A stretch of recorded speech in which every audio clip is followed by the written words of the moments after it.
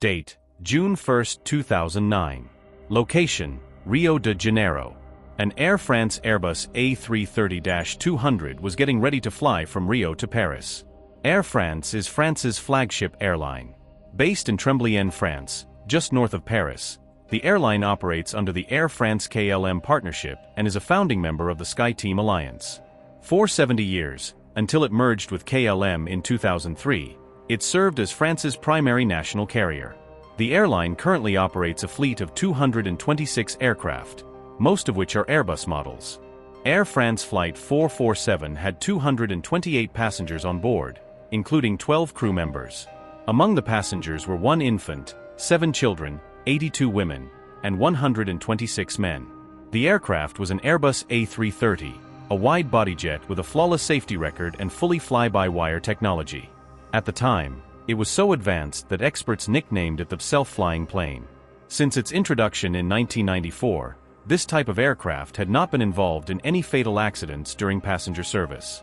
The flight crew consisted of 58-year-old Captain Marc Dubois, an experienced pilot with approximately 11,000 flight hours, 32-year-old First Officer Pierre-Cédric Bonin, an inexperienced First Officer with 2,000 flight hours who had recently completed Air France's in-house training program, and 37-year-old Relief First Officer David Robert, who replaced Captain Dubois mid-flight so he could take his legally mandated rest.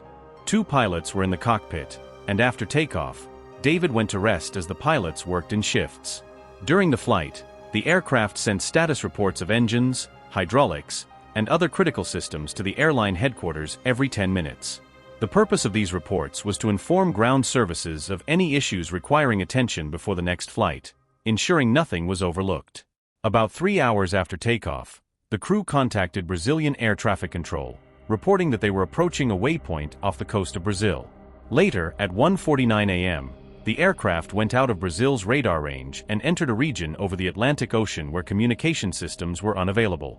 Approximately 2 hours later, Senegalese Air Traffic Control tried to establish contact with the aircraft but received no response. They alerted Air France headquarters, but no communication was established there either. The flight was scheduled to land in Paris at 11 a.m., but the landing time had long passed, and there was still no news from Flight 447. By then, the aircraft would have run out of fuel. Where was the plane, and why was there no communication? Fearful scenarios began to cross everyone's mind. Chaos erupted in Paris, with families being informed. Experts were almost certain that the plane had crashed into the Atlantic Ocean. Search and rescue teams launched operations both by air and sea, heading toward the Atlantic.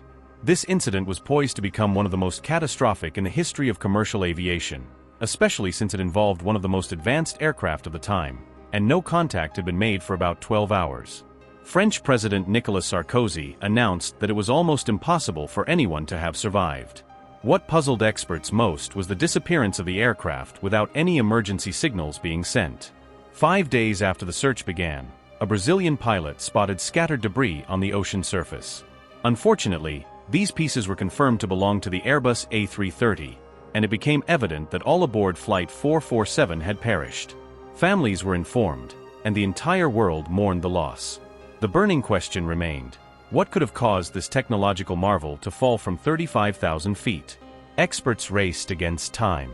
The wreckage was spread over a vast area, and they had only 30 days to locate the black box. This is because the black box's GPS system sends signals for just 30 days. Naval forces scoured the Atlantic Ocean back and forth, searching for the crucial device. Later, a clue emerged from the reports sent by the plane: an issue with the pitot tubes. These small, cylindrical sensors on the exterior of the aircraft measure airspeed by detecting airflow through them. However, in regions with dense ice crystals, these tubes can become blocked, temporarily preventing air from entering. Although this was a temporary malfunction, it shouldn't have caused the plane to crash. Further investigation revealed 2 critical pieces of evidence: the plane's tail section. Research indicated that the tail had not detached from the plane, meaning the aircraft had hit the ocean intact. This ruled out a terrorist attack or severe turbulence as the cause of the crash. 18 months after the accident, and despite spending approximately €32 million, investigators still hadn't determined where the wreckage was located or what caused the crash. They decided to deploy autonomous underwater vehicles, AUVs. which had also played a key role in locating the Titanic wreckage. These vehicles operate independently of a ship and can scan the ocean floor for 24 hours straight, even in harsh weather conditions. Finally, good news arrived. The aircraft wreckage was found. The wreckage was found at an astounding depth of 4,000 meters. French authorities retrieved the cockpit voice recorder and flight data recorder to take them to a laboratory for analysis. At last, the world would find out why this plane had crashed. When investigators examined the flight data recorder, they uncovered shocking truths. As previously mentioned, the pitot tubes had indeed frozen, causing inconsistent airspeed readings, which in turn disengaged the autopilot. At this point, the plane issued an alert, signaling that the pilots needed to take manual control. Pilots were trained to handle frozen pitot tubes by maintaining level flight for about 1 minute, as the tubes would defrost automatically.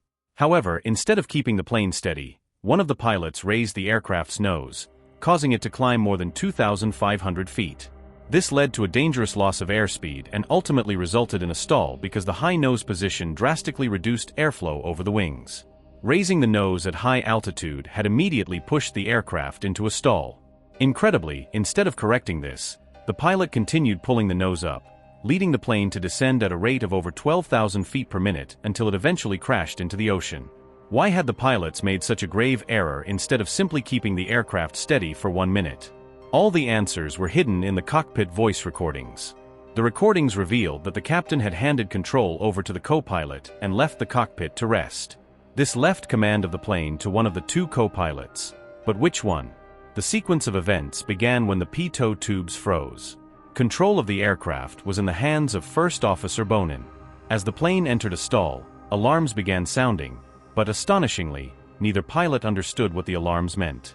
The solution was simple: the plane needed to lower its nose to regain speed. Instead, Bonin inexplicably continued raising the nose. Almost every action taken was the wrong one. Later, the other co-pilot, Robert, decided to take control. He immediately tried to level the nose, but shockingly, Bonin continued raising it at the same time. The controls allowed simultaneous input from both pilots, and when their actions conflicted, they effectively canceled each other out. This created a chaotic situation where their decisions and actions directly contradicted one another. When Captain Dubois returned to the cockpit, he quickly realized Bonin's critical mistake and ordered him to relinquish control. But by then, it was too late. The aircraft was descending rapidly into the ocean, and moments later, it crashed. 3 years after the crash, officials concluded that the cause of the accident was not the frozen pitot tubes, but the crew's failure to recognize and address the situation correctly. If there is an accident you would like me to analyze, feel free to mention it in the comments.